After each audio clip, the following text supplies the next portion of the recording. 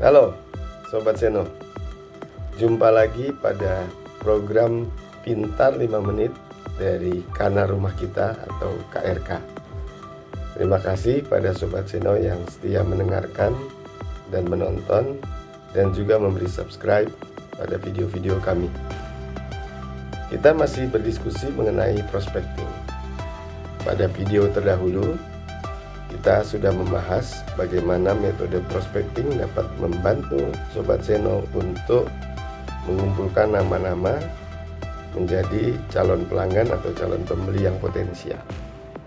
Pada video terdahulu kita sudah membahas metode prospecting dengan metode CAN atau CAN, metode pohon, dan metode lainnya. Kali ini kita akan belajar bagaimana data yang sudah kita kumpulkan di-manage, dikelola dengan baik dengan cara membuat catatan yang baik. Nanti saya jelaskan gunanya. Nah, kita sebut saja pengelolaan metodenya dengan memberi catatan untuk database Anda dengan singkatan Next Mermaid. Nah, next berarti kan yang selanjutnya ya. Mermaid Anda mungkin kenal dengan ikan duyung. Dalam mitos disebut juga putri duyung. Jadi NEXT Mermaid, MERMAID. N-nya apa? N-nya adalah nama. Tentu prospek Anda harus diberi nama. Misalnya Pak Badu. E itu singkatan dari seks atau kelamin. Dalam hal ini Pak Badu adalah pria. X, ekstra, berarti informasi ekstra yang Anda miliki tentang Pak Badu. Misalnya hobinya dia apa? Contoh, hobinya dia bersepeda. T, dia lulus tes nggak? Tes dalam arti Anda harus mampu mempunyai naluri atau insting jika produk dan jasa yang Anda tawarkan kepada Pak Badu akan dia beli. Itu tentang next ya. Catat. Jadi dari nama, kelamin, informasi tambahan atau ekstra, dan lulus tes atau tidak. Nah, mermaid-nya, M-nya singkatan dari main job and business type. Jadi pekerjaan utamanya Pak Badu ini apa? Tipe bisnisnya apa? Misalnya Pak Badu adalah kepala bagian di sebuah instansi pemerintah dalam bidang perdagangan. Atau Pak Badu adalah karyawan swasta di PT ABC, jabatannya manajer bergerak di bidang tekstil dan seterusnya ya. Mermaid, E itu singkatan dari employee status. Jadi kalau Pak Badu adalah karyawan, apakah dia permanen atau kontrak atau freelance. Lalu R residence, jadi alamat domisili tempat tinggalnya Pak Badu, terlepas apakah itu rumah sendiri atau sewa rumah atau rumah pinjaman. Kita harus tahu gambaran mengenai di mana Pak Badu tinggal, di daerah Tebet, Kebayoran, atau kalau Sobat Seno yang tinggal di Bandung apakah daerah Kebon Bibit, daerah Cibabat, dan seterusnya. Lalu M, marital status. Jadi Pak Badu ini apa statusnya? Sudah menikah dengan 2 anak atau duda 1 anak atau masih lajang. A, kan mermaid ya tulisannya. A-nya adalah age atau usia.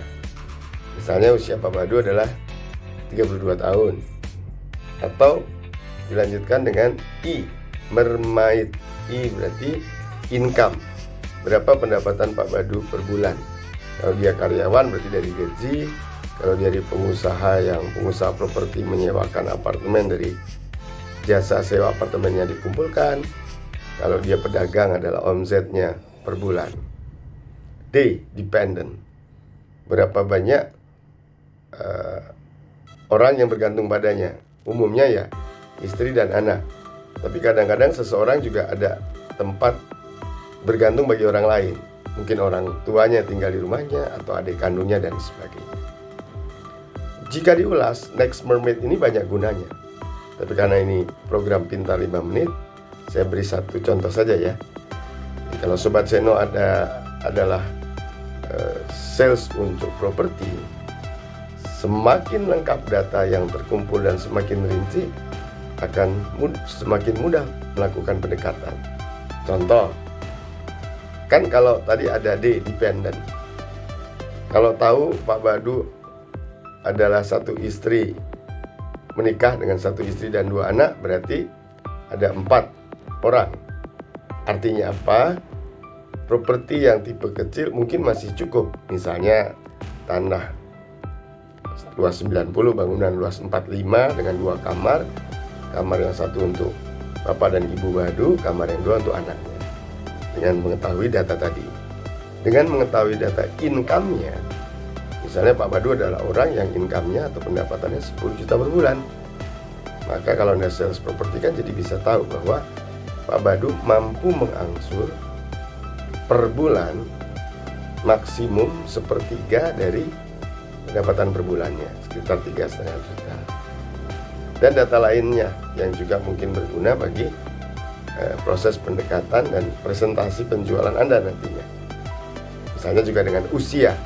Kalau usianya Pak Badu tadi baru 32 tahun dan anggap pensiun pada usia 55 tahun, berarti Pak Badu punya masa produktif 55 kurang 32. Jadi 23 tahun. Artinya apa? Kalau Pak Badu ingin membeli rumah dengan pembiayaan dari utang bank, dari KPR, kredit pemilikan rumah, maka dia bisa mengambil tenor yang panjang, yaitu 20 tahun misalnya, karena masa produktifnya 23 tahun. Jadi kesimpulannya, semakin lengkap dan semakin rinci data Anda, semakin memberi kemudahan Sobat Seno untuk melakukan pendekatan dan presentasi penjualan nantinya. Selamat mencoba, semoga terinspirasi dan mendapatkan insight atau wawasan dari program 5 menit ini. Silakan like atau subscribe. Selamat berkarya.